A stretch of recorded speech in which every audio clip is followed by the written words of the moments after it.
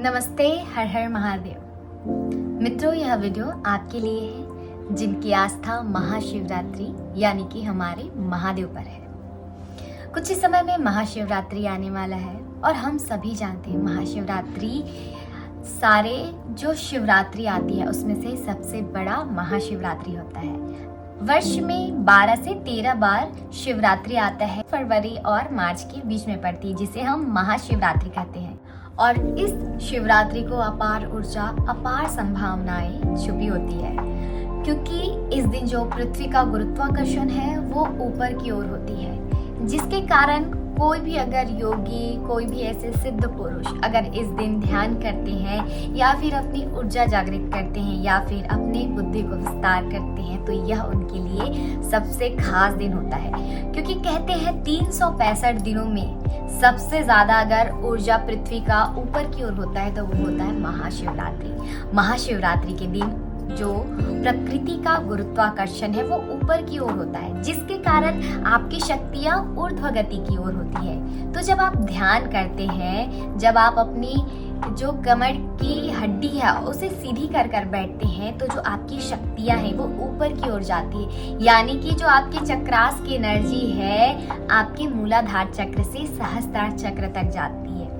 तो जो सिद्ध पुरुष होते हैं, जो योगी साधक होते हैं, वो इस दिन जरूर ध्यान में बैठते हैं, क्योंकि वे अच्छे से जानते हैं यह कौन सा दिन है या उनके लिए क्या महत्व रखता है। तो दोस्तों, ये हम सभी को करना चाहिए। अगर हम अपनी रीढ़ की हड्डी सीधी करके रात भर बैठते हैं तो जो पृथ्वी का गुरुत्वाकर्षण एनर्जी है वो हमारे शरीर की एनर्जी को भी ऊपर की ओर लेकर जाती है, जिससे हमारी बुद्धि का विस्तार होता है, हमारी बुद्धि जागृत होती है। आपको ये भी बता दें कि भगवान बुद्ध ने भी इसी दिन बुद्धि हासिल की थी, जिसके कारण उन्हें भगवान बुद्ध का नाम दिया, दर्जा दिया। और इसी दिन महादेव ने अपने सारे अभिलाषाओं को शांत कर स्थिरता प्राप्त की थी, जिसी दिन से हम यह महाशिवरात्रि का पर्व मनाते हैं। जी हाँ, बहुत से लोगों का मानना ये भी है कि आज ही के दिन माँ पार्वती और शिव जी विवाह के बंधन में बंधे थे। और जो योगी गण है उनका कहना है, जो योग साधक है उनका कहना है कि आज के दिन महादेव ने अपनी सारी अभिलाषाओं को शांत कर स्थिरता प्राप्त की थी। तो आज के दिन जो साधक गण होते हैं अपने मन को उस कैलाश रूपी शिवलिंग के साथ स्थिर करने की कोशिश करते हैं, अपने मन को स्थिर करने की कोशिश करते हैं। कोई बात नहीं, अगर आप पूरी रात्रि जागरण नहीं कर पाते तो आप कम से कम 12 से 1 बजे तक अपनी रीढ़ की हड्डी को सीधी कर कर बैठिए। इससे आप देखेंगे कि आपको काफ़ी अपार ऊर्जा और अपार शक्तियों का अनुभव होगा। हम सभी जानते हैं कि हम डेली लाइफ में इतना फिजिकल एक्टिविटी नहीं करते या बैठकर ऐसा कोई काम करते हैं जिससे हम लंबे समय तक एक ही ध्यान साधना में बैठ सके। तो इसलिए आप थोड़ी देर खड़े होकर आप टहल लीजिए, उसके बाद वापस बैठकर ध्यान करिए। अगर आपके घर के आसपास कोई शिवलिंग नहीं है तो आप घर में भी पार्थिव शिवलिंग का निर्माण करके आप उस पार्थिव शिवलिंग का ध्यान कर सकते हैं। इससे आपको शिव की शक्ति भी प्राप्त होगी और आपकी बुद्धि का भी विस्तार होगा। आज हम आपको ध्यान साधना के लिए कुछ ऐसी मुद्रा बताएंगे जो कि आपके लिए काफी फायदेमंद है अगर आप ध्यान में बैठते हैं।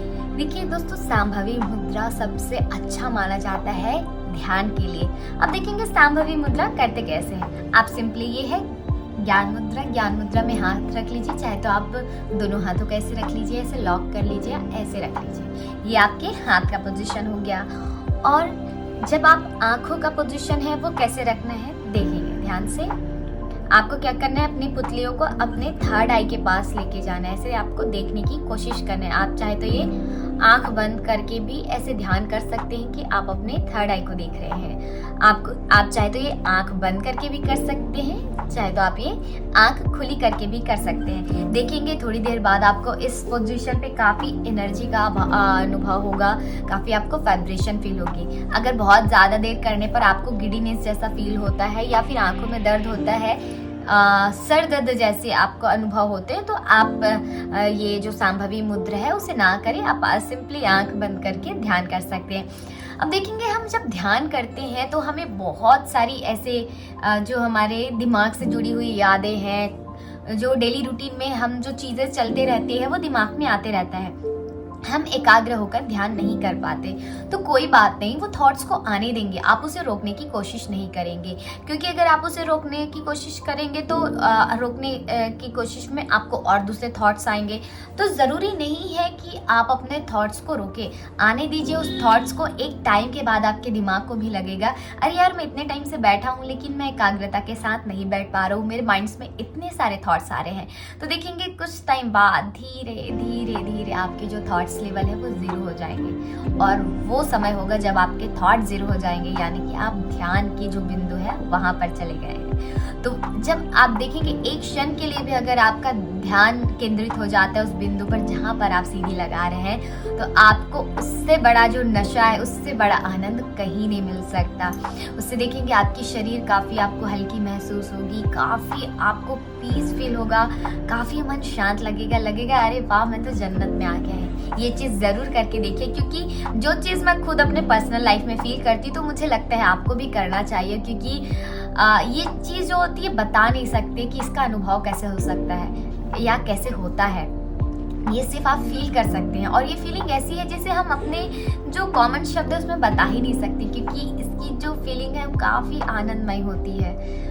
तो आप ज़रूर इस शिवरात्रि का लाभ उठाएं और ज़्यादा से ज़्यादा लोगों को भी प्रेरित करें, क्योंकि हम देख रहे हैं आज के समय में लोगों की बुद्धि कहीं ना कहीं कहाँ जा रही है। हम जानते हैं बहुत से लोग आध्यात्मिकता की ओर बढ़ रहे हैं, तो बहुत सारे लोग हैं जो अधोगति की ओर भी जा रहे हैं। तो हमें लगता है कि आप एक अच्छे मार्गदर्शक बनकर उनका साथ निभाएं, उन्हें प्रेरित करें इस महाशिवरात्रि में ध्यान करने के लिए। ध्यान नहीं कर सकते तो कम से कम रीढ़ की हड्डी सीधी कर बैठिए।